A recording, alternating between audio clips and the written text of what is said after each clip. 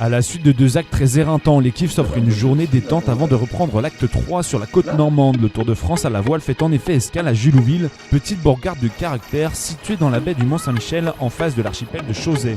3, 2, partez. Visiblement les teams sont très enthousiastes à l'idée de débuter ce raid de 35 000 nautiques, car ils ont oublié les décomptes et passent la ligne quelques secondes trop tôt. Rappel général annoncé alors que le trimaran bleu-blanc-rose partait dans de très bonnes conditions. Le second départ sera de bien moindre augure et pénalisera même l'équipage en les menant à la 23e position. Raphaël nous explique ce qu'il s'est passé. Ça n'a pas du tout bien débuté pour nous parce que Occitanie s'engage de façon pas très courtois sur nous. On proteste et là aucun jury n'était présent. Donc ils prennent pas la pénalité et puis ils nous gênent pour le départ. Donc on part deuxième rideau. C'est en passant la pointe du Loup pour ensuite rejoindre les eaux de Chausey que les trimarans se sépareront, tandis que certains décident de virer, d'autres au contraire pensent plus judicieux de dérouler encore quelques mètres.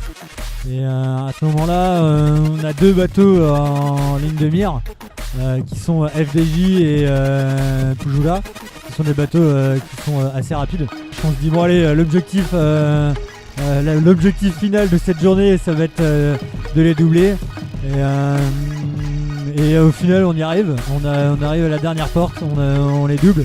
Travail de longue haleine où persévérance et ténacité seront filles de réussite, passant ainsi de la 23e place à la 8e place. Une 8e place et 43 points en classement général leur assurant à la fois la récupération du Génaqueur vert, mais également une place de gagné supplémentaire au classement général, les ramenant au 12e rang, juste devant Instalux. Du vent, signe de changement. Une vingtaine de nœuds annoncés, peut-être plus, accompagnés d'une légère houle, le stadium s'annonce port. Le gros temps devrait jouer en la faveur de l'équipe et ainsi leur assurer l'écart avec leur rival principal Instalux.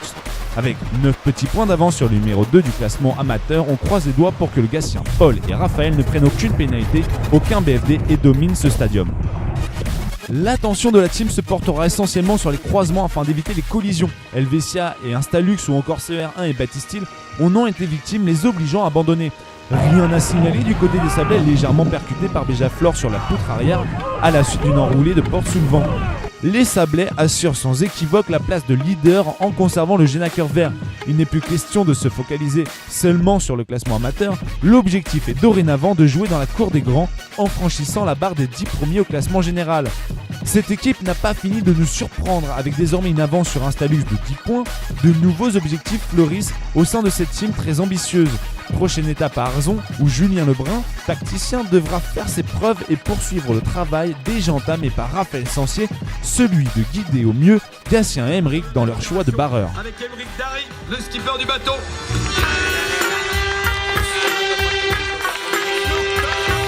Et c'est Madame Catherine Bruno, si je ne me trompe pas.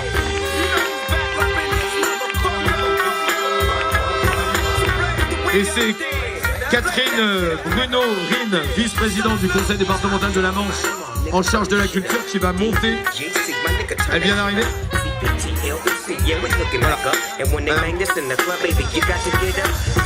Voilà, tout à fait, tout va bien. Je vous laisse remettre le prix, voilà, tout à fait, on va faire la photo ensemble avec la bouteille de champagne qui leur a été remise pour le classement amateur.